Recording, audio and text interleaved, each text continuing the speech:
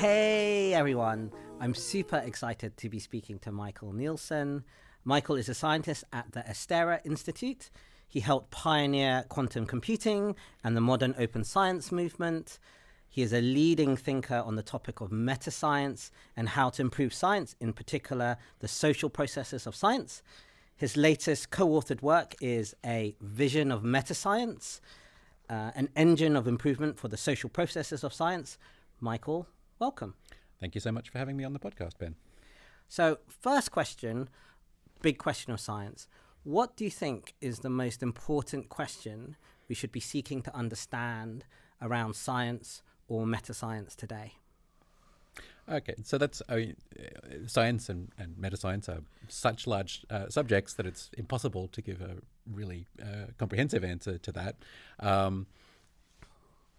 I'll just stick with sort of science itself. I think there's this really interesting transition that's happening in science at the moment where for the longest time, the way we made new objects in the world, it was by, in some sense, sort of by inspired tinkering.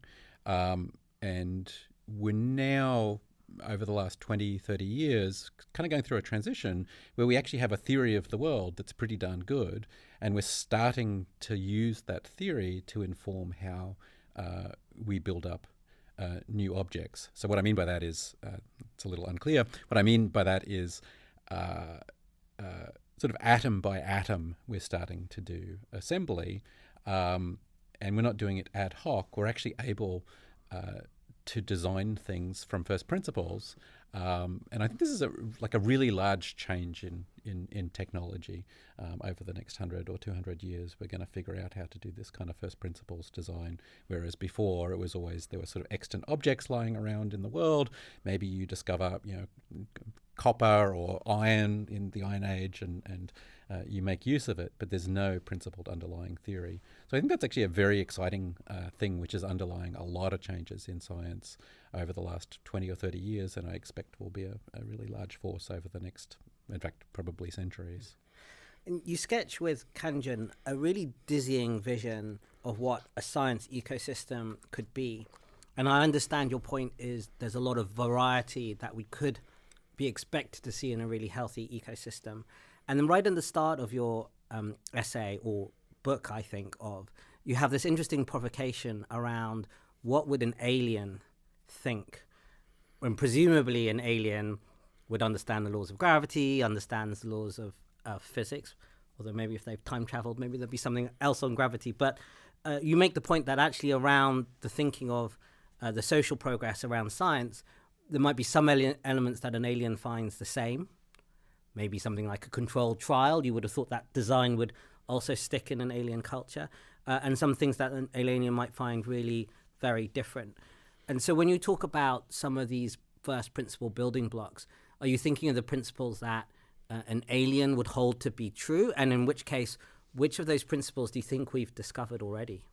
Yeah, so I think scientists certainly often obsess quite a bit about things like their citations and their number of publications and their H-index and all these other kinds of things. And it's pretty difficult to imagine that an alien scientist or an alien society would have rediscovered those. They don't seem like kind of platonic elements of the world just out there waiting to be discovered. Although it also seems likely to me that alien societies might have some pretty strange constructs of their own that we would also laugh at.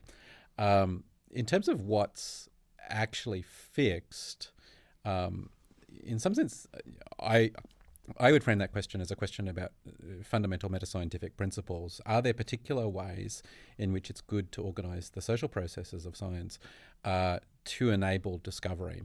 So an example might be, for example, in the 16th century, Francis Bacon had a sort of a number of interesting ideas, but a couple.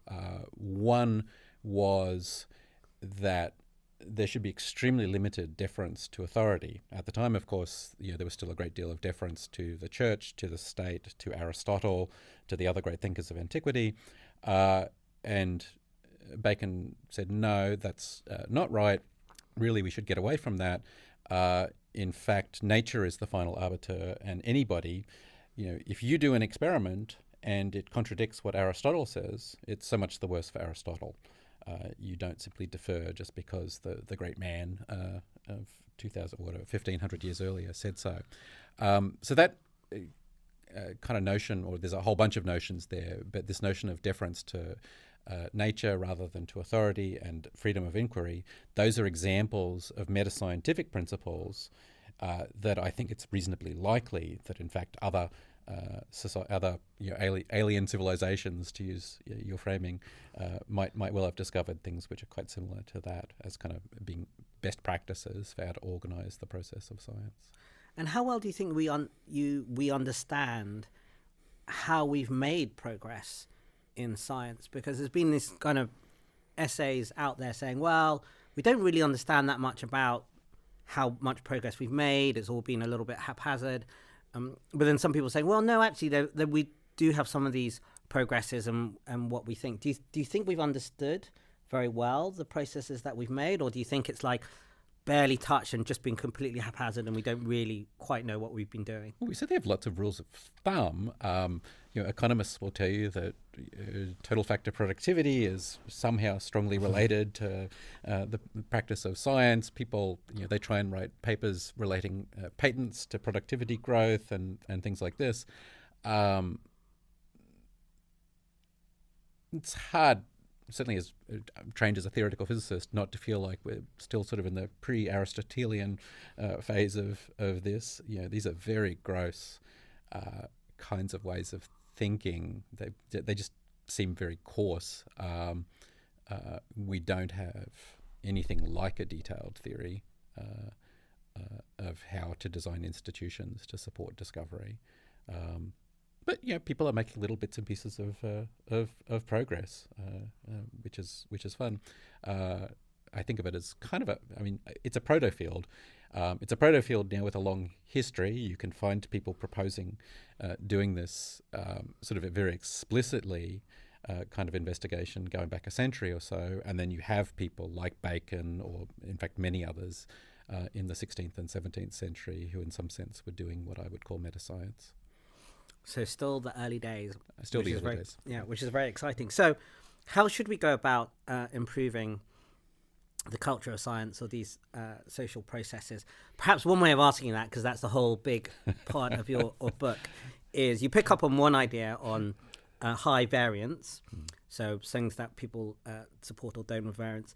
So maybe I thought I would ask you, in at least that section, what do you think is the best idea in that? And what do you think is the worst idea? What's the one that you would just not do and maybe else should do?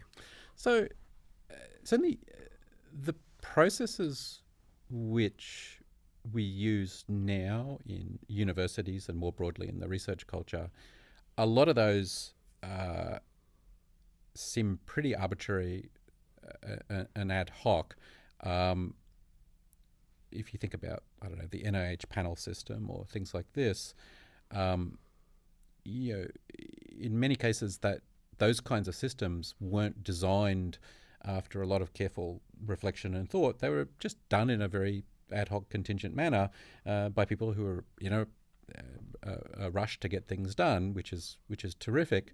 But then when you don't have any process for actually upgrading those systems later on, you can get really stuck in quite a rut. So I certainly think that I'm far from being alone in this.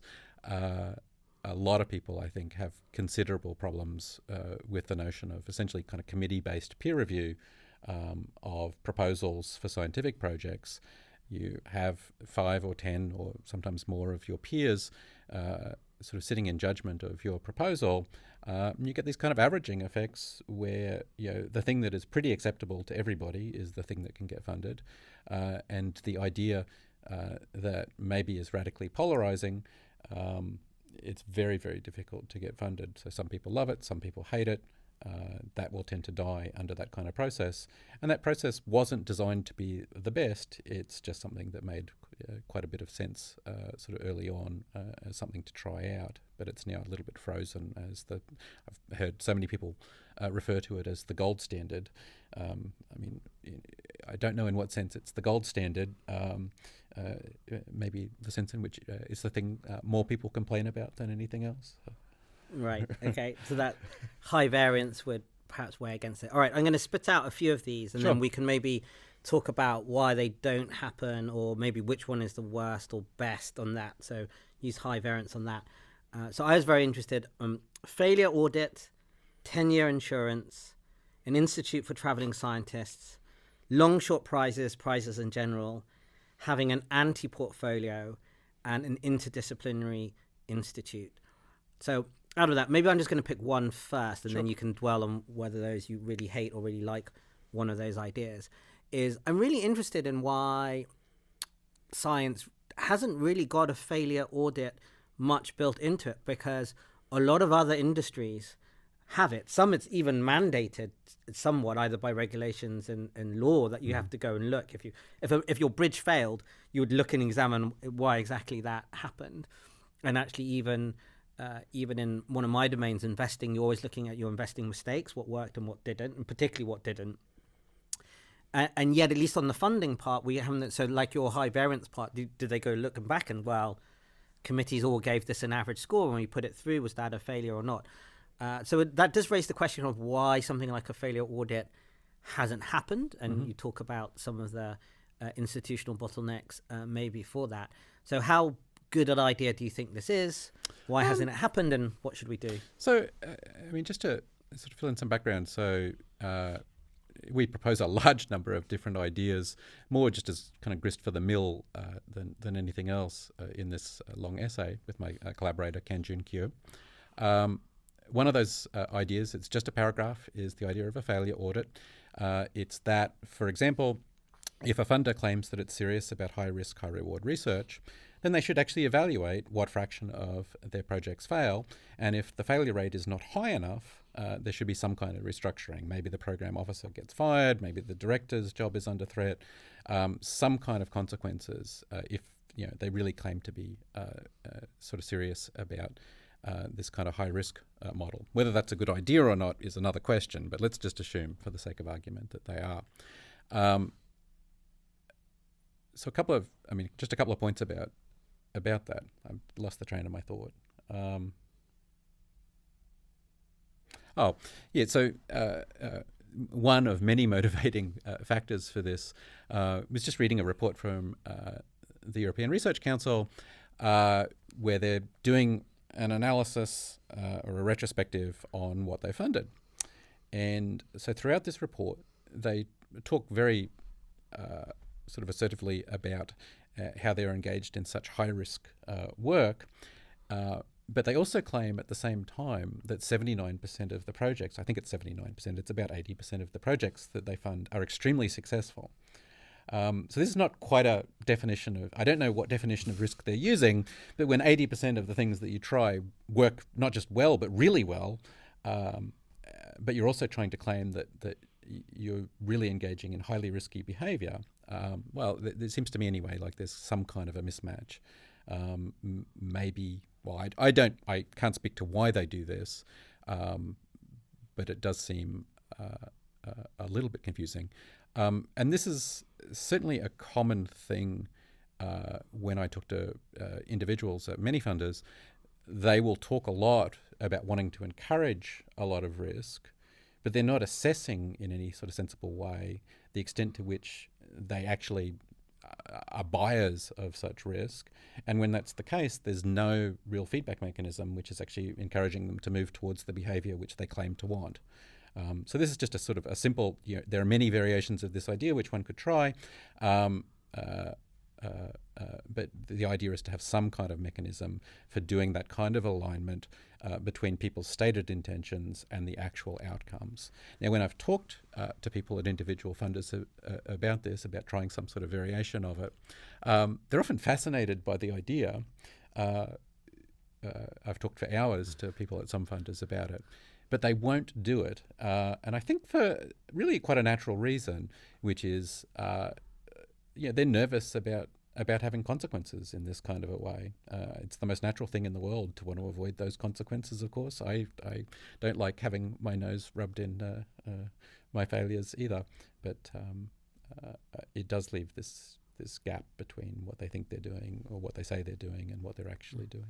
Maybe we need to pay them more to offset that, but with consequences. So you don't think it is because they actually want to see success and they're not interested in high risk? You think they are interested in high risk, but they just don't particularly want to be audited on it? Oh, at the individual level, I'm quite certain many are interested in high risk.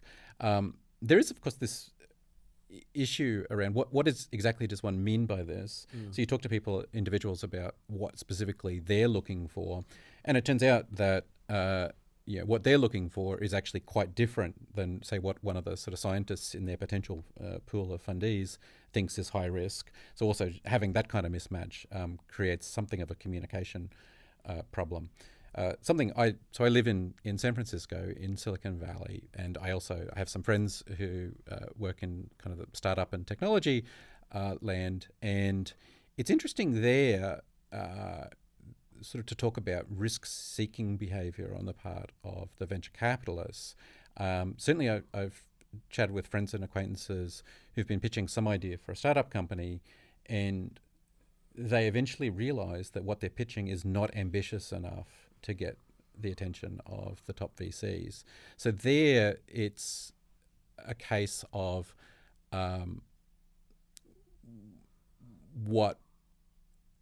basically, the good they're selling is not ambitious enough for the VCs. In the case of many of the funders, they're saying they want to purchase risk, but they're only buying safety. Of course, eventually the scientists just start offering safe kind of proposals. That's what's happening, yeah. There's something slightly akin within investing world, one of my primary domains. If you claim you are a value investor and you actually define value, then when you're audited at the end of the year, your own end investors will ask you, how did you make your money? Hopefully you made some. But if you didn't make it doing value and you bought in investing, you can buy growth and all sorts of other things. Well, they say actually you failed. So you might have made us money, so you might have had successful projects, but you didn't do what you said, and we can audit and we check you. And actually you check it in very many different domains. And so this, to go back to your VC example, VCs are expected to take these 100x or 1000x return type of businesses. Typically say a cafe business is not going to do that, even though you might have an okay return. So you wouldn't expect to see a cafe business in a typical VC portfolio. And if you're pitching it, you're not really likely to do that because it doesn't match what they're looking for. But there is an audit on that. It's both a success and a failure audit. So I thought it was really interesting that it didn't seem that science funding really had that. Not to my knowledge. I don't think I've ever talked to a funder that said that they really do a pointy version of this. Many of them do retrospectives. That's quite common. But they tend to be very soft in terms of the consequences. Actually, for an interesting reason, which is those documents are both evaluations for the funder in terms of how they're looking at themselves, and you can view them potentially as self-improvement documents, but they also tend to be marketing documents as well. In particular, it may be a document which is being used to communicate with government and with the wider public, and then there's a very interesting situation where to the extent it's a marketing document, they're trying to use it, in fact, to raise money or to ensure the continued supply of money. That's obviously a difficult spot to be really brutally honest with yourself about your own failures, sort of absent really strong controls to ensure that you are honest in that way. I guess it's hard to put into that language of risk, and you need something maybe simple like the person proposing the project has got to say, well, I honestly believe there's only a 4% chance of this project working, and you assess, well, I funded 10 projects at 4% chance, which actually means all of them should probably fail at the end, and if I got one out, that was really lucky. But it's quite hard probably for the originator of the project to honestly say, well, this is only a 4% chance of working or something like that. Interesting, I do a lot of analysis of early stage drug development, And we actually know before you enter phase one, you're talking round about 1% chance, give or take a little bit within the error. So you kind of know what the average is when you go into that funding without having to say that. So if you get 1 in 100 right, you're doing about average on that. But we have a language of risk that you use, which I don't see when I look at a lot of projects, and maybe that's because it's hard to do. But I guess the originator of the project, the funder, should probably put a percentage chance. And if they fund something, they should say, well, I honestly thought this had a 10% chance of working. So, I mean, in the conversation we're having, we're putting sort of a lot of emphasis on risk and working and failure. And I guess I just want to emphasize, like, that's a particular, you could have a particular set of theses around that. Those theses may or may not be right. We're sort of, for the sake of the conversation, assuming that they are. Yeah, this might be completely wrong. It might be wrong, but once you have doubled down on it or decided that you want to pursue a particular thesis, having mechanisms in place to ensure it's not just words but something that's actually being done is obviously a valuable thing to have. The one really large funder that seems to do this quite well, I don't know of a really formal estimate that's been done of the failure rate of DARPA's programs, but people pretty close to the agency have estimated rates of sort of 80 and 85% failure, which is truly remarkable given the scale at which they operate. And yet, I think most people at least view DARPA as having been really quite an outstanding success. And that's one of the things I'd emphasize on reading your essay, is that you just put out so many ideas, some of which you think might not be any good at all and might not be correct. But the whole point being is that there seem to be so many ideas out there which we haven't really tested at all. And you make the point that actually that might be really the early days of it. So I might just touch on a couple more ideas and then move on to exploring this thing as ideas of funder as a detector. Mm-hmm. But I was very interested in your Interdisciplinary Institute, because I sense a lot of universities or research things think of themselves as interdisciplinary, or they have things, and maybe some universities have that different type of scientist meeting. But the vision you gave of something which was truly interdisciplinary, I didn't see out there in the world. And when I read that, I thought, well, that is actually surprising, that there's a lot of talk as well about how great it is to be interdisciplinary and how much you learn from far domains and near domains and mixing of people and agglomeration effects. But to your point, and you say this with a lot of these things, it hasn't really been done in the real world. So do you maybe assess that idea? Do you think Interdisciplinary Institute's actually a good idea? And what would you do if you thought it was a good idea? So again, this is just it's sort of an amusing idea. It's simply to point out that, in fact, programmatically, you can try and engineer serendipity. If you've got, say, 30 pairs of disciplines, and you simply hire, say, 3 people at the intersection of all 30 choose 2, whatever that is. I think it's I can't remember. What is that? It's about 450 odd sort of intersections to work at the intersection of any pair of those disciplines. Most of those researchers are going to fail. A few of them, though, will be doing something that is not supported anywhere else in the world, and that happens to actually have a lot of sort of latent value, and they may pay for all the rest. So again, it's really sort of a mechanism design point of view, where you say, let's take seriously the idea that maybe actually we have a systematic problem with funding interdisciplinary work.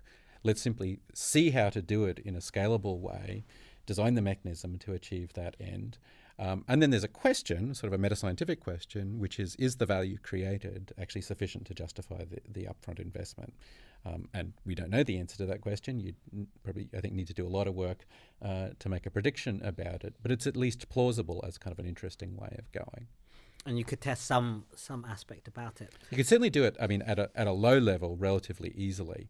The standard way in which a lot of interdisciplinary work is done, it's by people who are pitching their particular interdisciplinary work. I was involved in quantum computing beginning in the early 1990s, and at that point it was very much a field that was seen as kind of interdisciplinary. It was at the intersection of computer science and physics. Didn't really have a natural home in either place, and so a certain number of quantum computing people would go to universities and sort of pitch it as essentially an interdisciplinary kind of a project. So that's kind of a bottom-up approach. This thing we've been talking about is much more top-down, where you're just sort of saying, let's seek to create it at the intersection of every possible pair of disciplines. It might be that the bottom-up approach is better to sort of look for things which are bubbling up. Again, that's something that actually needs to be tested. If you wanted to do something which was a little didn't involve quite as many resources as funding 450 at the intersection of 450 disciplines, you could simply sample from that set, for example, and you'd get some interesting information. Yeah, actually, it would probably be pretty interesting even with fewer numbers of pairs. Even with 10 or 20 pairs, just randomly chosen. You think about, actually, I mean, a good example, much of the modern deep learning revolution has, of course, been enabled by GPUs, and GPUs were created, basically, my understanding is for video games, just because modern displays had gotten such high resolution, they needed dedicated chips to drive them. They're also very good at just doing linear algebra in general. And so, circa sort of the latter part of the '80s, or whatever we call that decade, there was a relatively small number of people who were both familiar with AI or familiar with neural networks, and also had some experience of GPU programming. And those people had a sort of interesting competitive advantage in getting into neural nets. And I just don't think that the intersection of video game programming and artificial intelligence is something that a priori you could have predicted was going to be a good spot to be at the intersection of. Yeah, hard to get that right top down. And maybe that brings me on to one of your last ones, at least in this section, which was the anti-portfolio. And you gave some quite interesting examples in the essay. For instance, one of the key scientists behind mRNA pretty much didn't get funded within the public university system, like a little bit, and then the university kind of celebrated it and said, well, actually, you should definitely have funded her more. And then these other near misses or complete misses that we can see. Some scientists now, being a taxi driver rather than being in science. And I had this overwhelming sense of, oh my gosh, how much have we missed out? So I'm not sure if the anti-portfolio would really help with that, but I thought it was quite an interesting idea, again, borrowed maybe from investing in VC, about, well, these were the mistakes that we could have invested in and we didn't. But then the next step being, well, why did we miss those? And why didn't we invest further? Because some of it, like an mRNA, and I could have troubled at the time because everyone thought, you know what, we're not really ever going to get a drug out of this. So very low chance, let's not really fund it. But to your first point, if you are funding high risk, this is exactly what should stay government, public, something other funded for a while, because it is so low chance of success. And the people in the field were telling you, but if we make this work, it's going to have a really high impact. And I just thought it was really interesting how you sketched that out, and we missed it. And do you think that's a system? Because you can always have individual misses, and you make this point. But the way you sketch it out, it seems to me that it does seem to be more of a systems problem. How certain are you of that, and what do you think about we should be doing about it? So, one of the most famous stories that you learn as a young scientist is that of Albert Einstein, sort of stuck in the Swiss patent office, unable to get an academic job. And it's told as sort of a funny story. In this one year, 1905, he did, I think, plausibly 4 or 5 things that are sort of Nobel Prize worthy, which is pretty good for a guy who couldn't get an academic position, including, I should say, he reconceived our notions of space, time, energy, and mass, which is not bad for sort of a side hustle. The thing that is omitted from this story is anything about what changed in the university system as a result. Did people say, oh, maybe we made a bit of a mistake here. Maybe this guy should have been able to get a good job. Of course, after having done that, he quickly was made a professor and had a long academic career after that.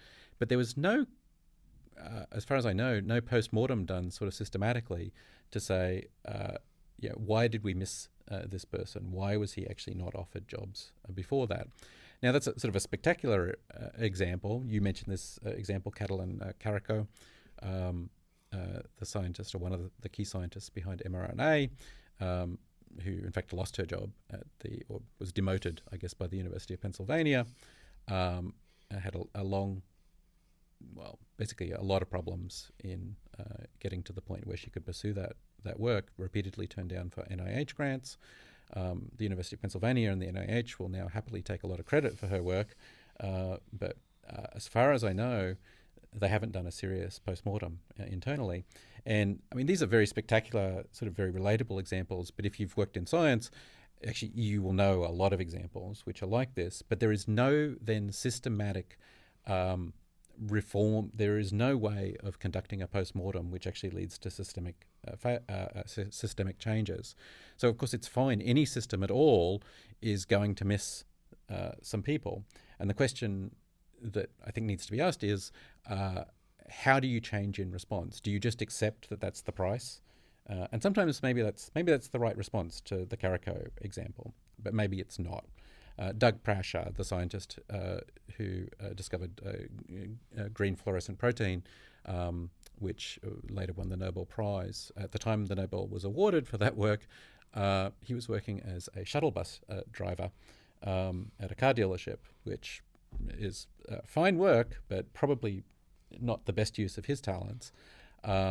There are many, many, many such stories, and just no way for them then to feed back to cause systemic change. That's the issue, not that mistakes are made. Yeah, and I worry that although science is a discipline where outsiders with good ideas can be proved by the science, that it's not as strong as we would believe. And you have all of these data, whether it's minorities or outside, or your CV doesn't come from a prestigious university, or your ideas just way out the mainstream, where it just doesn't seem to shed light. So I'm not exactly sure, but I do sense that might be a problem.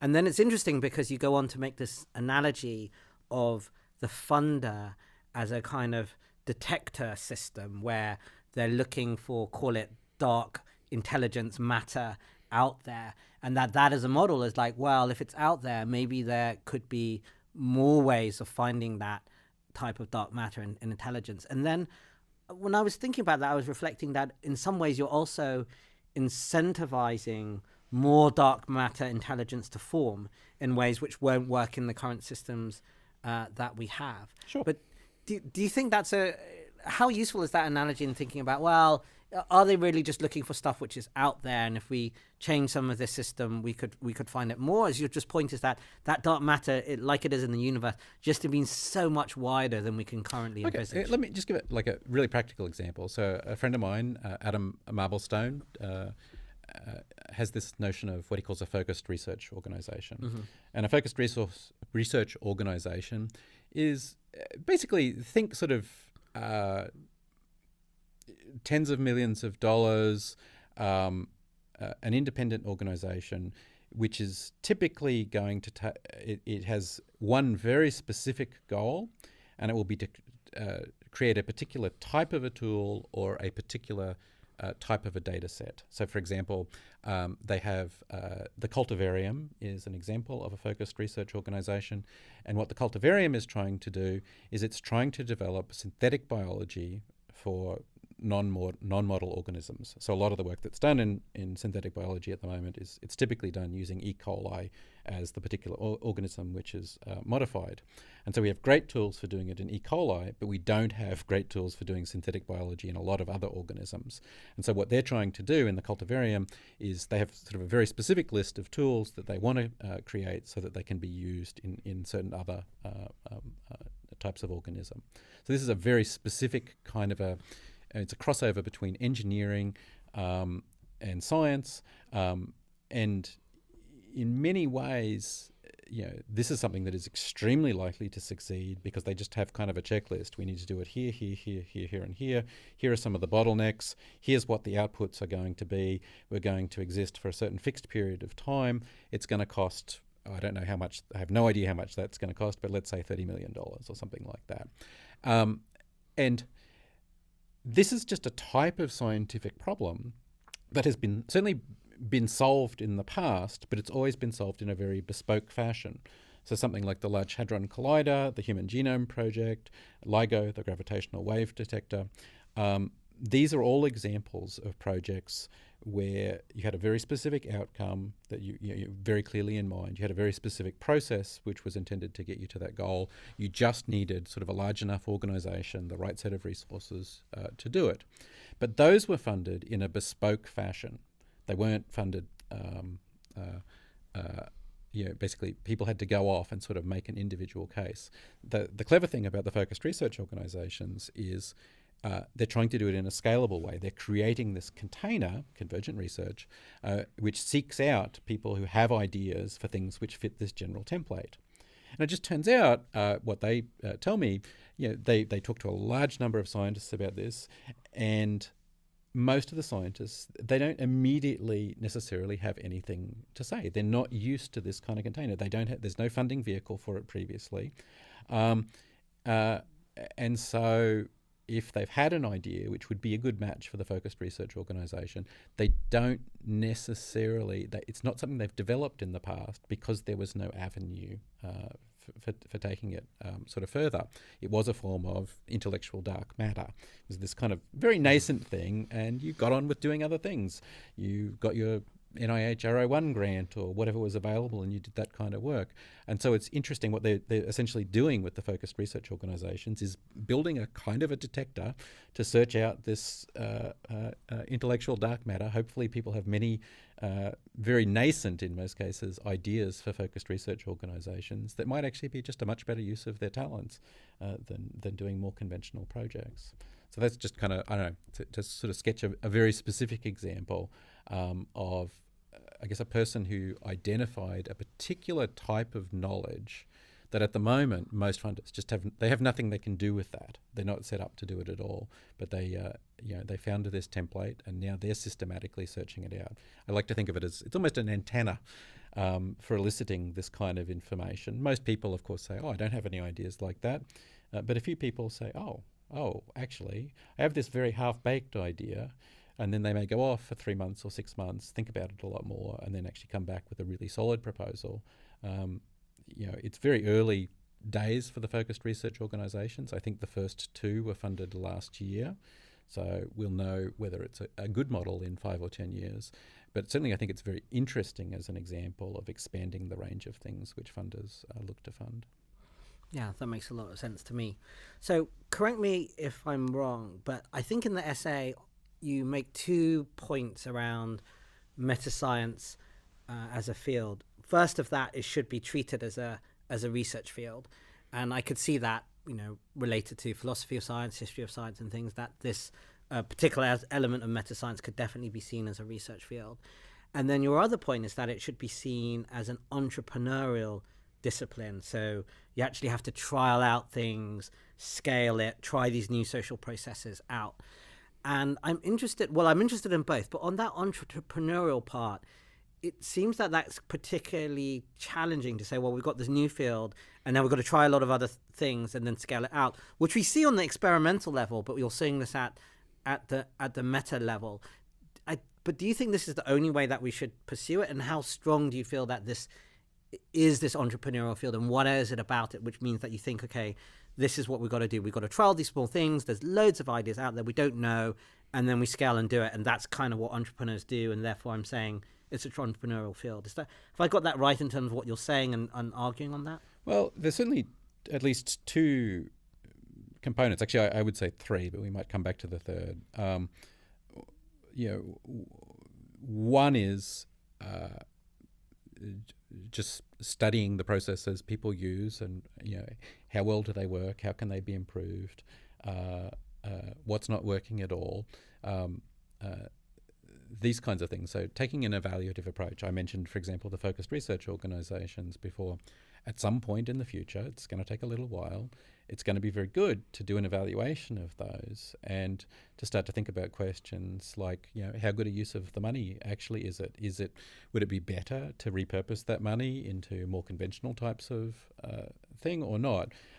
It's difficult to know exactly how to do that kind of evaluation, but hopefully meta-scientists in the future will in fact think very hard and very carefully about how to do those kinds of evaluation. So that's that's the meta-science as a research discipline.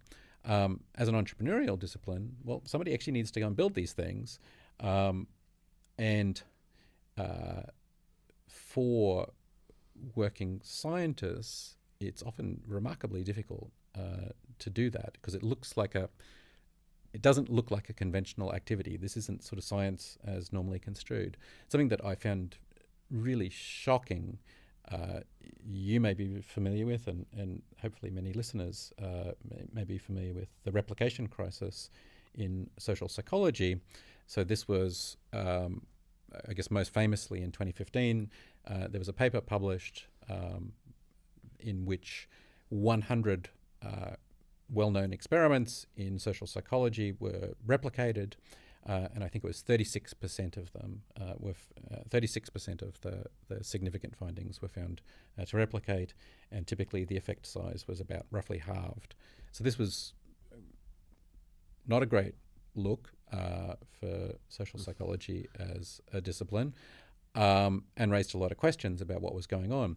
Now, that story I just told is quite well known. What is much less well known is that, in fact, going back many decades, people had been making essentially the same set of sort of methodological criticisms, talking about the file drawer effect, talking about p-hacking, talking about all these kinds of things, which can lead to exactly this kind of failure. And there are some very good papers written in, I think the earliest I know is from the early 60s, and certainly in the 1970s and 1980s you see these kinds of papers. They point out the problems, they point out the solutions. Why did nothing happen? Well, because there's no entrepreneurial discipline which actually allows you to build out the institutions which need to be built out if anything is actually to change. So it's just academics doing what academics do, studying a problem, figuring out what needs to happen maybe, but then they don't actually have the kind of infrastructure which is necessary to go and really make the changes. Turns out there's just a lot of institution building, and fortunately that has happened in the modern era, but it's required a tremendous amount of energy and foresight and intelligence, and also, I should say, actually funding from some unusual sources. A lot of the money for this work actually came from the Arnold Foundation, run by the hedge fund operator John Arnold. It came from this different source of funding, which I think is interesting. It struck me that these institution builders may well be not desktop scientists, but they might well be meta-scientists, but actually the disciplines are potentially a little bit different for institution building. And actually you see that in some other perhaps slow to change or slower to change industries. So for instance, lawyers have potentially run themselves by lawyers, but now they're slowly evolving. They realize that actually, if you're really good at law, does not necessarily mean you're good at running your own organization. And they started to get in people who might be better at that. Accountants are the same. They might be very good at accounts. Is that the same as running an organization, small or large? And it struck me that science is having this similar problem, that actually there's even more than in law and in accounting about what you should do. And it should maybe be attracting not those who've necessarily studied physics, but could have studied anything or interested in this, to help build those institutions. And that's the kind of entrepreneurial part. Do you think that can happen without you just understanding some of science to build those organizations, like a whole different discipline? Or do you think it's got to come from scientists themselves? I mean, I think just looking at examples where this has happened successfully in the past, there are a certain number of people who largely come from outside of science who have contributed successfully. But with that said, most of the examples, it begins with a scientist who is very close to the particular problems, understands them well, feels them very acutely, has an existing network, and sort of begins to develop solutions from there. Often when they do it, I mean, a classic is that they need to leave their home institution. Sometimes they need to leave science entirely, and often beginning to seek very unconventional sources of funds. Actually, I mean, I should say the default thing that happens under those circumstances is it just fails because there is no sort of support mechanism. It's done in this very strange, very bespoke fashion. Brian Nosek, who was the person behind the some of this work on the replication crisis, he started the Centre for Open Science to build sort of as an entrepreneurial kind of an organisation to build out a lot of the required infrastructure. He took a leave of absence from his university position, and partially just because the kinds of person who they needed to hire there was just a person that is quite difficult to hire conventionally in an academic environment. So that's an example where it was done successfully. But when I talk to people who have ideas like this, they don't have any model for how to do this successfully. Yeah, I was talking to innovation historian Anton Howes, and he has this idea that back in history, you essentially get people who were disgruntled but couldn't let it go. And from that, you have all of these type of things which happened.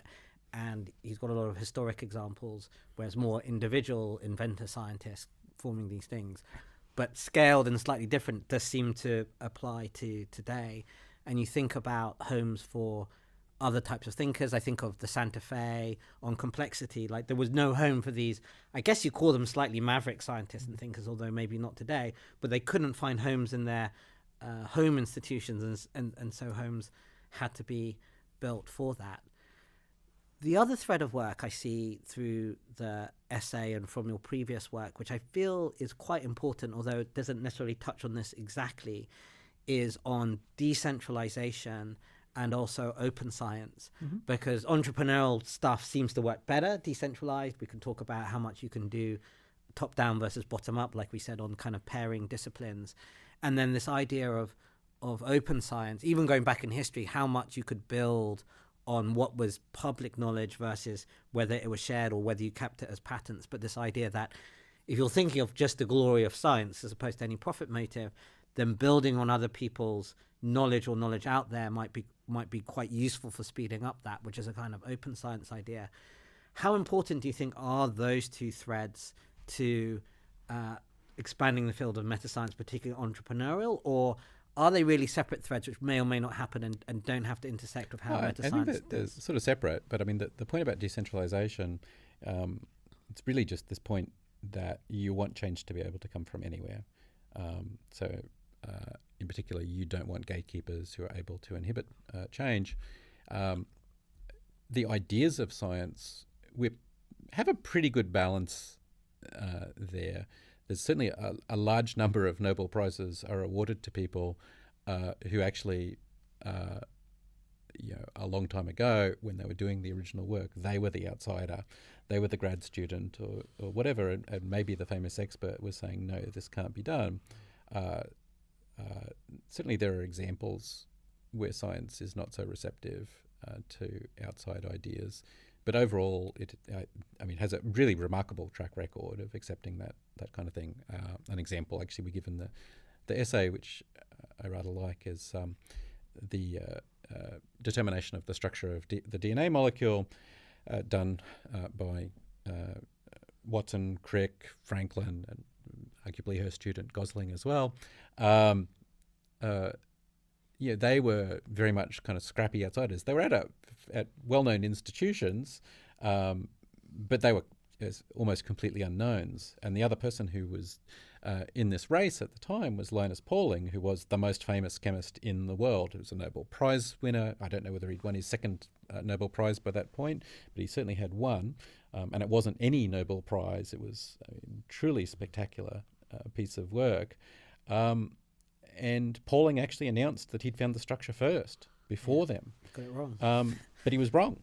And the remarkable thing is, Pauling accepted this immediately. They pointed out, I think it was Watson pointed it out to him, the error that he'd made, and then showed showed Pauling the structure that they'd found, and Pauling just looked at it and realised that he'd goofed. And this kind of situation where a nobody with a good idea can sort of essentially emerge almost immediately victorious over the incumbent is obviously a very healthy thing. It's possible in science at the level of ideas. It is much harder at the level of institutions. If you have a much better idea for how the NIH should be dispersing its funding, good luck. I mean, the only way you can be taken seriously is if you are already a power.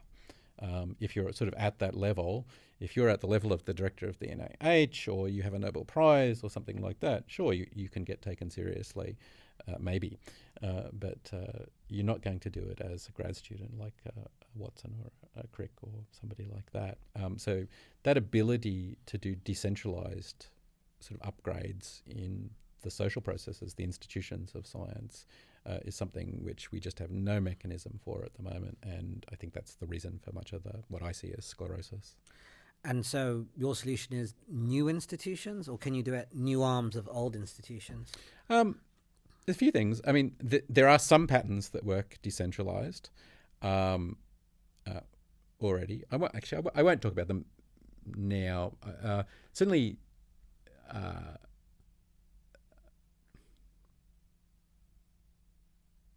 One thing that would help a tremendous amount is a much more serious discipline of metascience, which is able to do evaluations which are dispositive. So I mentioned before this example of the replication crisis in social psychology. That is an example where you had an outsider who was actually really able to change an entire discipline because the strength of the evidence was so good. But it was also rather a peculiar situation where, I mean, the sort of the key paper, arguably the key paper that they wrote, had 270 authors replicated 100 papers over multiple years of work. So it wasn't just, get a data source, write some Python scripts, generate a few nice graphs. This was a very serious kind of a project where they had said what level of evidence would be so overwhelmingly convincing that in fact even people who hated this conclusion would be forced to accept it, or would be forced to. I think really it's change your mind, that's the relevant question. So even somebody who is initially hostile would change their mind.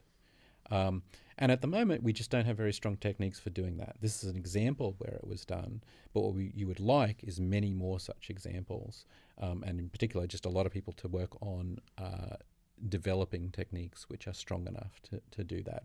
I think there are a few people who are doing that. Pierre Azoulay, an economist at MIT, has, I think, also done some very strong work where it starts. I don't think it quite meets this bar, but it's getting close to the point where the evidence is so strong for certain processes that you might actually start to think, I was wrong before, and what I believed was the right way to do things. So that's kind of the bar. We have this. We introduce this term, decisive metascientific result, meaning a result which is so compelling that it would actually cause somebody initially skeptical to change their mind. Skeptics changing their mind. That's a good barrier or hurdle to cross. So I'm going to see if I can pin you down then on a metascience question or idea. What would be the one thing that you would bet on most or most want to change in metascience, or some experiment to run do you think would be most valuable? Or you could also do the worst, like high variance, right? We could do, what do you think is the best idea in metascience, and what do you think is the worst idea in metascience? And maybe we should go and fund the worst, because then it would. But anyway, best and worst. Going to the bottom of the barrel, you can always go further down. I am certainly very fond of the idea of people thinking much more explicitly about increasing the rate at which new fields are founded. Mm-hmm. This is actually, some funders do a certain amount of this work. They think explicitly in terms of trying to support fields in their relatively early days, but never that early. Something funny happens at the beginning of new fields very often. It's often very hard for people to get support for their work. I was involved in quantum computing in the relatively early days. I started working on it in 1992. Just doing things like, what journal do you publish in? There is no journal. Surprisingly hard question. If you submit it to a lot of journals that you might think were relevant, they'll just say, "I'm sorry, what is this?" So it requires some editors to actually be a little bit friendly. If you try and arrange something like a scientific meeting, actually, people are like, what is this? So there's all these sort of very interesting barriers, but at the same time, if you look at the papers which are being published, retrospectively, they're enormously important. Well, not all of them, but many of those papers are incredibly important. So there's kind of this very interesting mismatch where the work that is being done is often of incredibly high value relative to the resources that are being put into it, but also the barriers are much higher than much more conventional work. And I've used the example of quantum computing because I saw that very firsthand. But in fact, this, reading histories and talking to people, it seems to be quite a common feature across many fields. There's often a lot of really very important low-hanging fruit in the early days, and yet pioneers, surprisingly often, it's very difficult for them to obtain even very extremely minimal resources. So certainly there, I think there's a lot of room for funders to think about this question of how can we accelerate the rate at which new fields are being produced. And one of the things that they can do there is to try to think about the question sort of much more seriously, what are the very early signals which currently we're not able to detect at all? If you have a really good story, a really compelling kind of an account of how this is all going to play out and so on, that's actually a sign that maybe you're a little bit later on in the whole process. Very few fields start that way. If you think of, I don't know, Alan Turing inventing computing in the 1930s, he certainly didn't anticipate video games or something like this. He was trying to solve. He was actually trying to solve a logic problem. There's so many fields are born in very strange, almost entirely illegible ways, and this is one of the reasons why funders have trouble funding a lot of that work very often. But it's also an opportunity for them. So that's something I would love to see done. I could definitely see new fields. I've seen it tiny bit afar from science, but actually more in the arts when you're talking about new ways of working or work. And the interesting thing, what I've seen in the very early days, when I would say call it something where it's about a quarter baked. So then working on something else is their main thing, and they've got this quarter baked idea. And typically almost everyone in the world or in that room won't understand what the person's talking about, and it's quarter baked, so they don't even have the language to describe it. Quantum computing is quite a good example. You had to invent the terms and the language which are derived from other things, but it's its own unique thing. Yet what I see, at least in art world, and I think tangentially I see it in some science as well, is this quarter baked idea is part obsessive. You still have to do other things because you've got to do other things, but it nags at you, or it nags in the person, and it doesn't go away at the back of their mind. And then somehow the successful ones I see is they get a piece of usually chance funding or time or something, and they work it into enough of a language that someone else can then potentially get it and go, and someone with status or something saying, you know what, this is worth a bet on. I can barely understand it, but I think I understand enough of it to know that it's true as opposed to completely wacky.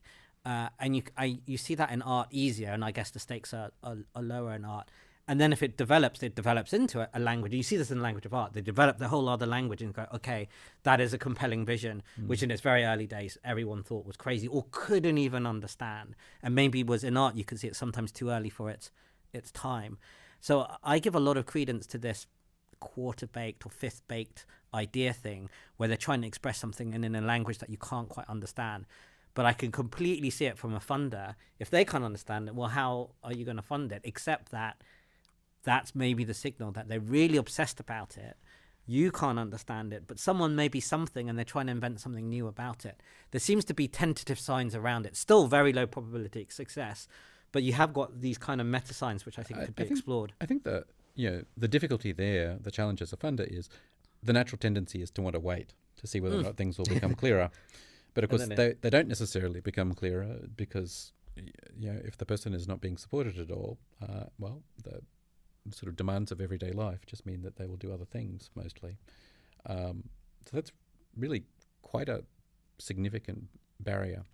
To your point about sponsors, so the English physicist David Deutsch wrote what is arguably the first really serious paper, or one of the first serious papers about quantum computing in 1985. It was communicated to the journal by Roger Penrose, who has since won the Nobel Prize. And my understanding is that actually Penrose was very skeptical of the paper, but sort of in a friendly fashion, enough to be willing to have an opinion. And really, certainly the community of physicists had almost no opinion at all for 15 years. It was just, certainly in the late 90s, the most common conversation I would have with other physicists about quantum computing was, is this physics at all? There was no interest. It was just, is this physics at all? Including, I got that question from many people who now work full-time on quantum computing. But I think it's really, to Penrose's credit and to your point, it's an example of how having this kind of friendly, maybe somewhat skeptical, but also ultimately supportive kind of sponsor can be very helpful. Great. And there are two other things in the essay which you sort of look at askance, which I'm quite interested in. And one is essentially science in non-European, non-American type of institutions. I guess India, China, Russia, maybe to some degree, which you only fleetingly talk about, but I was quite intrigued by. Do you think there's any particular learnings from that? There's a whole other type of, sibling ecosystem, anything we can learn from that? Or do you think it will go on a different track? And should it go on a different track rather than converge? Well, you will know from the essay, certainly we hope that it will go on a different track, or at least there won't just be mindless duplication of the existing, there's obviously a large research ecosystem in the United States, in the UK, in Europe, and many other countries. But for countries who have a lot of scale in terms of population and whose economies are growing very rapidly, obviously China and India are the two most obvious examples, but you also have places like Brazil, or there are many other places, Indonesia, which match this kind of description. They have a really interesting opportunity historically, because their economies have been relatively small relative to their population at least. They have tended not to put that much of their GDP into developing a research ecosystem. Now they're at a point where, in fact, they are very rapidly developing that research ecosystem. And the question is, do they do the same kinds of things? Which, I don't know, do they duplicate the NIH? Do they duplicate UKRI? Or do they try and do something more adventurous? And I certainly hope that they'll take the opportunity that they have to study these systems, hopefully identify what they think are some shortcomings, and then maybe make some big bets about doing things in somewhat different ways. They can actually probably, to some extent, have their cake and eat it too. Nothing says that they can't spend 70% of their research budget in a way that looks relatively similar to the UK or to the United States, but then also actually have a big chunk which is spent in very unconventional ways, sort of as just a way of saying, well, maybe we can actually do this much, much, much better.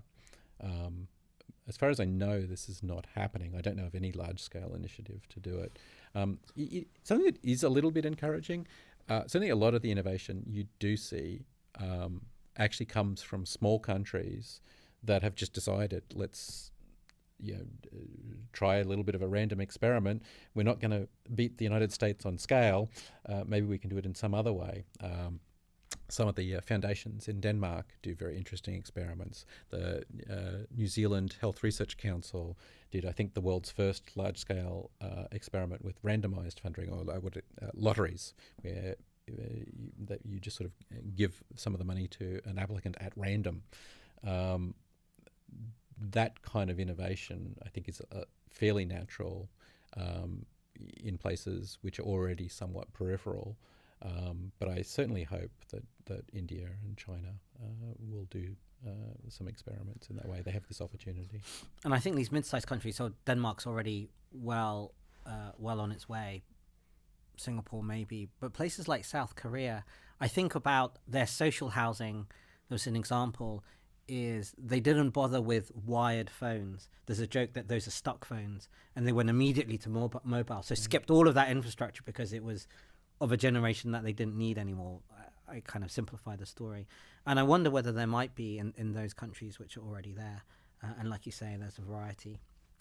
The other one on the, again, which you saw askance, was you mentioned Hume's is ought, because you mentioned that all of this metascience does not tell society or anyone what should be studied, whether that should be climate, physics, quantum computing, how the economy was run, or anything like that.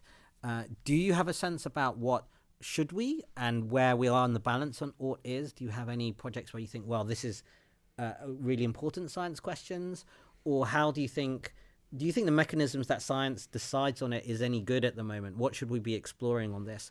Or is this something which is just that much far away from my metascience, which it should leave well alone and just stick with trying to develop its own field? So I guess this is partially a personality thing. I certainly have very strong opinions about the way the world ought to be, but I also feel that that's not my own personal comparative advantage, sort of professionally. It's more sort of a personal thing, something to chat about with friends and to have sort of some opinions about as a civic actor.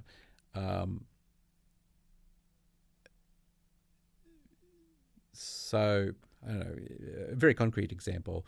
In the United States, for somewhat arbitrary historic reasons, some of the big funders, there's the National Institutes of Health, the NIH, which does biomedical research, typically with a human focus. There's the National Science Foundation, which does basic research. There's DARPA, which is doing defense-oriented stuff. There's the Department of Energy, does a lot of high-energy physics. Those organizations, the way in which their budget changes is determined, in fact, largely at the political level. So the NIH, for example, has actually grown consistently at a rate, it's roughly 1% above, if you look sort of over a long enough time period, 1% per annum faster than the NSF. And I think this is most likely really a reflection of politics and political constituencies. People, taxpayers, perhaps understandably, rather more interested in research which seems like it might be connected with improving their health than with the more speculative kind of basic research which the NSF tends to fund. Now, that might be a bad choice, and there are certainly some sort of is questions which can be asked there. For example, you might ask the question, what fraction of human health span extension or change has actually been due to discoveries made at the NSF versus discoveries made at the NIH. It's quite a plausible, that's a reasonable kind of a research question, or might be turned into one with a lot more thought than I've just put into it.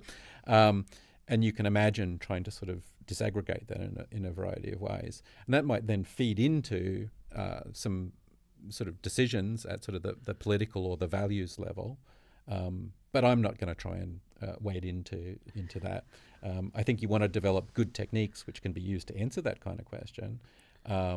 But then it's an entirely separate question, and to some extent I want it to remain separate.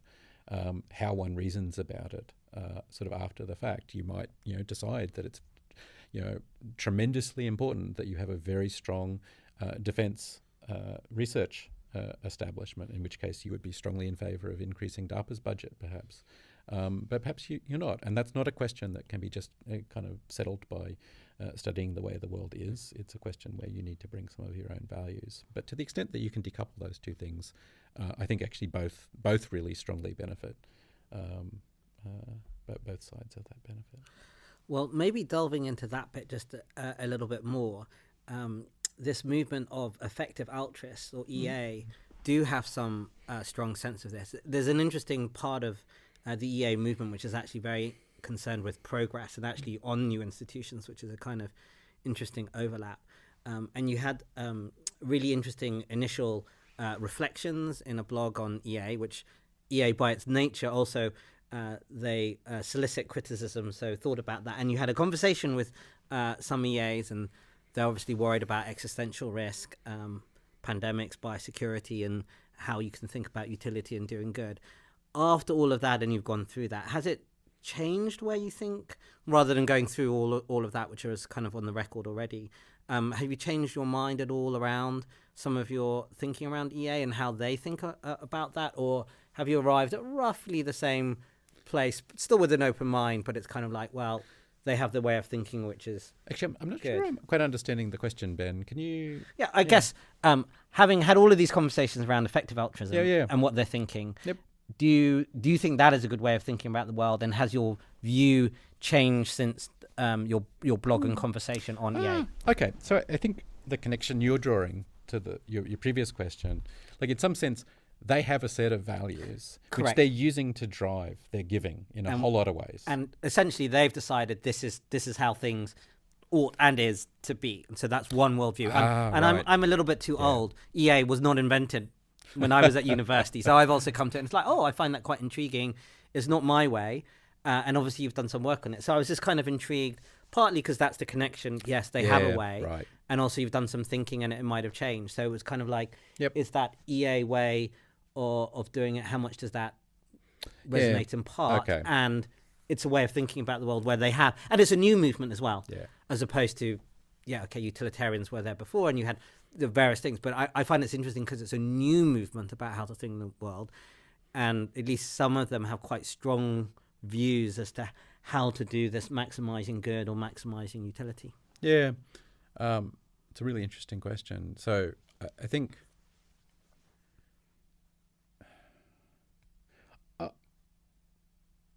they are using their values to drive their giving. And I suppose you can break your question down into two pieces, one of which is, are they just mistaken about certain facts about the way the world is? And actually, I think I probably think they are. But then there's also the question of, do they have, how do I align with them on values? And it just so happens that for sort of personal reasons, I don't particularly align with them on values. I like many EAs a great deal. I have some close EA friends, but it's not for me. And that's a big, long sort of personal conversation about why that's the case. And at some level, I don't know, that you could talk about why that's the case. I don't know that it's necessarily so interesting. Like, why do I have the particular set of values I have? Well, that's of interest to my close friends and family, and probably not to too many other people. The question that you might find more interesting is, what do I think? How do I think they're mistaken about the way the world is? Certainly, I think EA, as it is actually practiced, when they're oriented towards research, I think they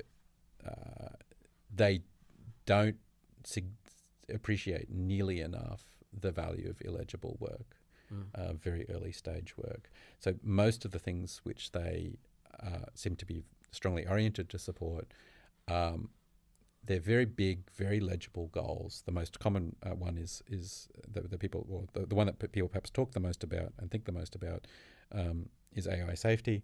And this is just, it's a big, scary monster which is very easy to describe and to sort of think about it. It is a big goal. But historically, a lot of the most significant work on progress has not been legible in advance. I mentioned Turing before as an example, solving a logic problem. It didn't realize that it was going to become maybe the most important industry of the 20th and 21st century. He wasn't working towards a big goal, and this is such a common pattern across sort of research. And I tend to think that systematically the EA organisations undervalue that. When I talk to EA friends, like they're perfectly aware of this. I don't really understand why they're not more indexed on it, though. Yeah. Okay, yes, it's hard to.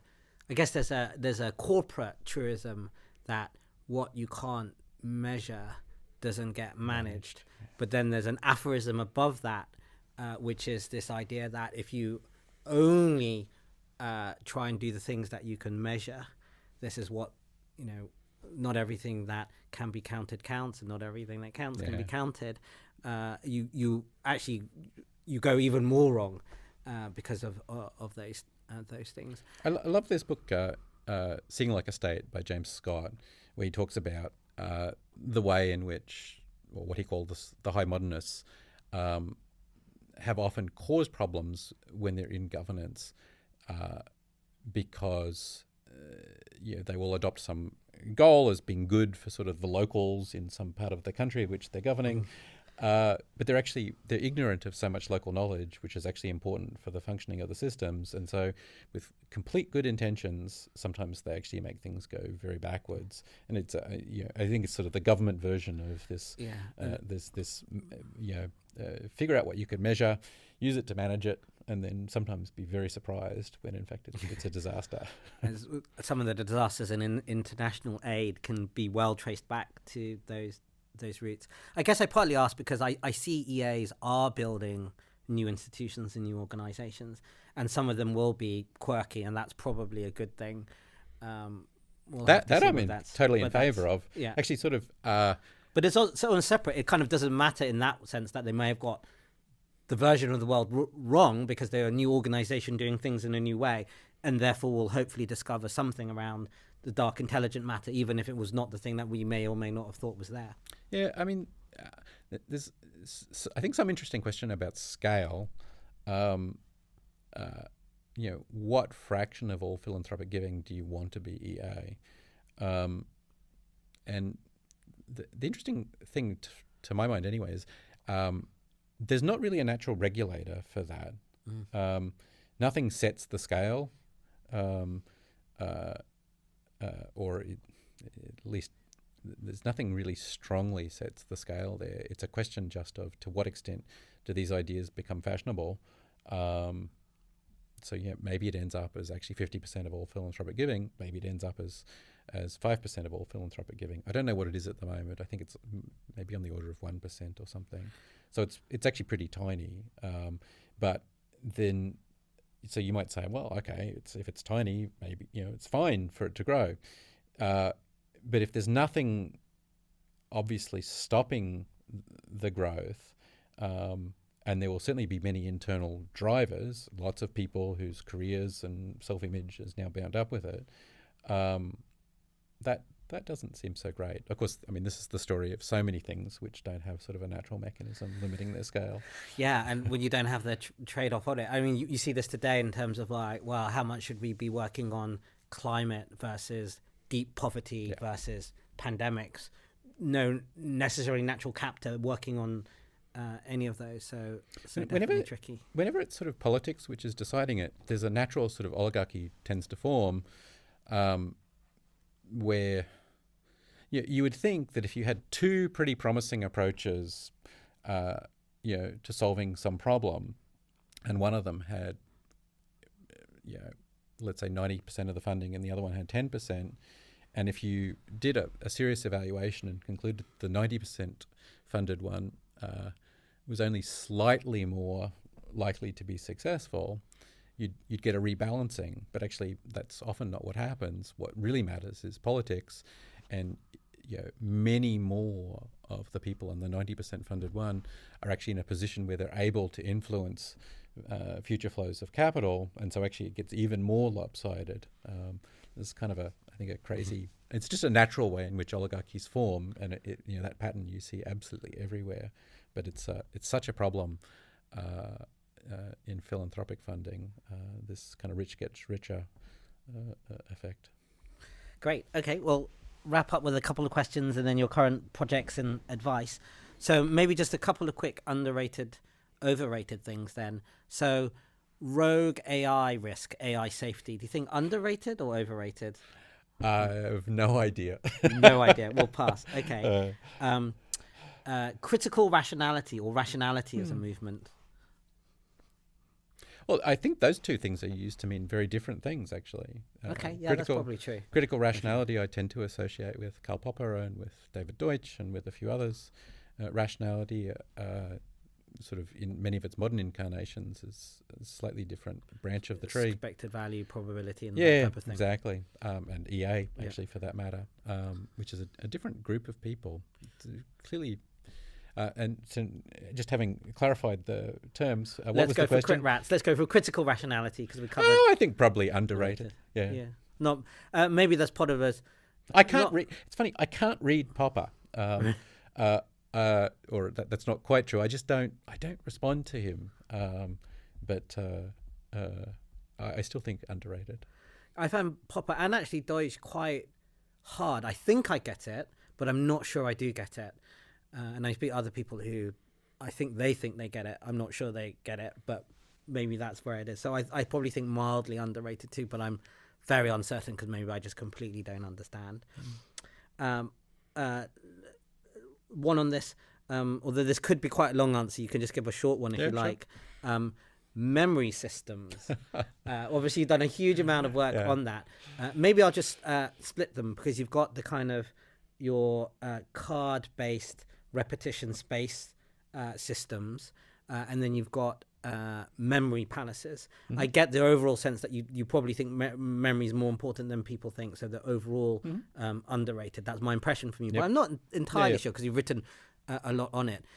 So is that your view, and what should we know about memory systems? So certainly underrated. There's just this... it's a combination of, I guess, technology and science that really points out how people, with very minimal effort, it actually feels like one of those products that is promising you the world for no effort. Lose 25 pounds in 3 weeks while eating hamburgers only. Just by saying this mantra 3 times. Yeah, exactly. It turns out, though, that with memory systems, actually, you can have a much, much better long-term memory for relatively minimal investment. And it's just due to some quirks about the way the human brain works, which have been known to psychologists for more than a century. There are thousands of papers about it. People have now built systems. They're a little bit aversive in some ways, or they're like bicycles.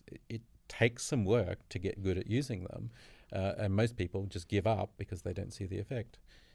If you stick with it and master them, actually they can be very useful if you're doing the kind of work that benefits from a really good long-term memory. Not everybody is, but for the people who are, I think they're absolutely wonderful. Yeah, I think for me personally, the spaced repetition type ones I find are a little bit more useful because I think they can do more interactions with other forms of whatever you're learning. Whereas the memory palaces ones are great for long lists of things, but are actually less practically useful. They can be. So, you've got a long list of history places, you've got your history exam. Well, why not learn them that and you'll learn them perfectly, but less practically relevant, although not always. Whereas I actually think the spaced repetition ones, amongst with other ways you can actually form new, well, maybe new to myself ideas, but newer ideas just due to that. But that's a personal thing. So last couple of questions then.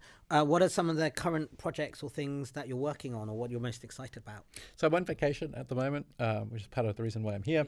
Very exciting. A little break in London. I don't know what I'll do next. We'll see. I mean, I've just finished this book that took way longer than I thought. I am just enjoying goofing around, reading about religion, trying to understand religion better, trying to understand art better, and trying to understand a little bit about the latest technical progress in AI. So maybe a project related to one of those, but I don't know. And then there's some follow-up things from the Metascience work that I will almost certainly do, but I just want to clear my head a bit before making a decision. Sure. Well, if you're looking at art, is this particularly visual art? And do you have a view on where, I guess, what are people calling it, AI art will be? I would say that I'm less worried about what some people worry about AI art, because my view, art has, I don't know what percentage is, but there's this term in philosophy of art of the beholder's share. And so this is the fact that art is valuable because someone receives it. So it's not just, obviously you've got painting and creation and it's all great. And I see this very much in my theatre practice. Essentially, theatre is not really theatre unless it has an audience. And actually that's true of quite a lot of art. So I think people, because it's new and because we're going to generate so much stuff and because of where it's come from, have not quite seen that part. That's my own personal view. A lot of people have the other side. But if you're thinking about it, do you have a view or a thought there? I have many, probably far too many. What's an interesting, particularly interesting thing? Okay, so maybe one concern and one observation. The concern is just essentially capturing of the commons. So if people, where it used to be that anybody could buy a set of paints and just start to paint, if you actually need technology, which is the IP of somebody, they've inserted themselves as an intermediation layer, and historically that's it always causes some problems. There's always some trade-offs, and I don't know how that will turn out. Most of the conversation which I hear about it is by people who have some sort of motivated reason, either to be very, very keen on this, possibly because they may own some of it, or to be very, very anti it because they're worried that they will be put out of a job by it. And I don't think either of those things necessarily, it leads to interesting perspectives, but doesn't necessarily lead to a particularly clear perspective unless those people are really unusually honest. So a lot of the conversation I hear about that just seems, I'm a VC and wow, I'd love to own some of this, is kind of the subtext very often. But yeah, you don't get actually very interesting thoughts from that, or not clear thoughts. The interesting observation, like I do just enjoy seeing what some of the artists who are working with this are doing. Like when they're able, I admire so much people like Matisse or Cézanne or Picasso who were able to discover new ways of seeing. Picasso probably particularly, to some extent Rembrandt, that's sort of a slightly different thing that he was doing. And I wonder if we're going to see the same kind of genius with the new AI art systems. That would be very exciting. It's very tempting, if you look at the way that the systems work, to think, well, they're not really going to be creating new ways of seeing in the same kind of way. You don't get that sort of... once you begin to understand Cubism, it's really remarkable. You get what they were trying to do, and you realize that you've expanded the way you can see the world, and somebody discovered that, and it's just incredible. And I guess I'm sort of just cautiously optimistic that maybe the same thing will happen with AI art. Brian Eno, the musician and composer, has this really interesting observation that it took hundreds of years for us to figure out what possibilities are latent inside the grand piano, and today an instrument as rich as the grand piano is being invented every day, and nobody will ever master it. And that is kind of sad in some sense, to have all these kind of latent possibilities which will never be explored. So that's also a potential outcome maybe from the AI art systems. Maybe it turns out that actually the system is changing sufficiently rapidly that nobody ever masters it. Certainly I think you see this with software systems at the moment. The rate of change in something like JavaScript frameworks or whatever is so rapid that nobody ever gets really good. Like a friend who's a dancer and a programmer commented to me that she finds it irritating when people have been programming for 5 years and they think they're really, really good. They're a senior software engineer at Google or Meta or whatever. She's been dancing for 28 years and feels like she's just getting the hang of it. There is something to be said for that kind of deep art, and if the AI systems are changing sufficiently rapidly, it might be that nobody ever masters them. That would be a little bit sad. Anyway, that's a very long answer. Yeah, that's a really interesting observation. I hadn't known that. I guess I can take the other side and say it's quite nice that there's always going to be opportunity. But I think of that other observation then is like, well, we'll never even master the programming language of C. Like there will be no real Picasso of C or something about that which was so elegant and beautiful or something. We're beyond and past it, and it might not have even been. I don't know whether the current languages are better. Is English really that much better of Latin? But you've got heights of Latin expression which we've had and we'll have in English, which we might never get in these programming languages which have been around for a short time. I hadn't thought about it like that, but that could well be true. Somebody who was at Google pretty early on, so one of the people who famously helped build Google's early systems, Jeff Dean, I guess they knew Dean at that time, and commented just unselfconsciously that he poured out code. I just thought that was such a lovely way of describing somebody, sort of a real master is pouring out code. Yeah, I mean, maybe this circles back. I think this act of creativity, arts, humanities is much closer to where we are on science, coding, software than I think it seems at like first glance. When you speak to actual scientists, and particularly that messy layer before you make it legible and put it into an equation, all of that thinking before that seems to me to have much more in common with what dancers do, with what artists do, with what performers do, than you might have thought. So I do think that ties around, and I think that might even be true in what we discover on the meta layer when we think about that act of imagination that you need for something which isn't quite discovered yet. That part of whatever makes us human on that is still quite mysterious and seems to dwell in this creative part or blob, or however we do it. In any case, then, last question. Do you have any advice or thoughts for people, maybe young people thinking about their careers or what they might want to do, or maybe someone who's wanting to do the leap into a new organization or something within Metascience or open science? Do you have any advice or thoughts about what you would do, what you would tell them? I'm certainly interested. I mean, I don't know.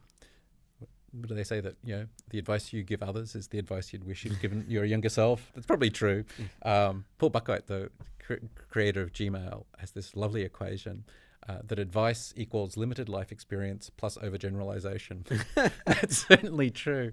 The one thing I wish I'd understood much earlier is the extent to which there's kind of an asymmetry in what you see, which is you always tempted not to make a jump because you see very clearly what you're giving up and you don't see very clearly what it is you're going to gain.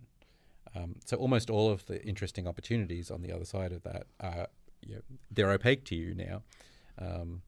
You have a very limited kind of a vision into them. You can get around it a little bit by chatting with people who maybe are doing something similar, but it's so much more limited. And yet I know when reasoning about it, I want to treat them like I have, like my views of the two are somehow parallel, but they're just not.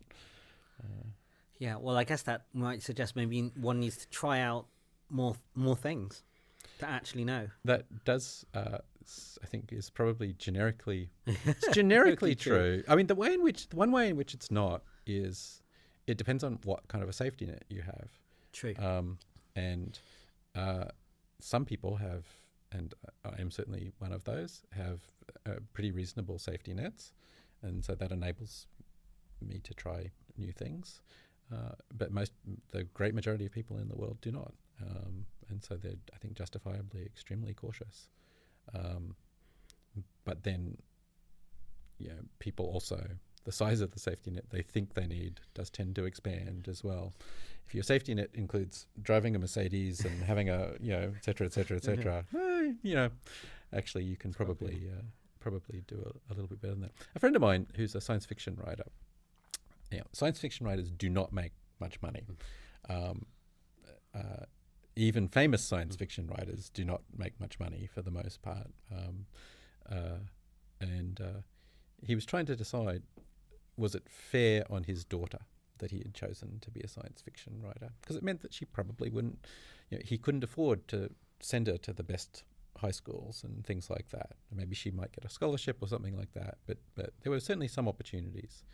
And he said that he was on I think it was just a boat cruise, just a little boat somewhere off northwestern Australia with a collection of his science fiction buddies, who are they're just an incredible group of people. And he said he realised there that, she might not necessarily get quite as, she might miss some opportunities, but she would also have opportunities like that that she just would not have if he had chosen a more conventional and slightly higher paying kind of line of work.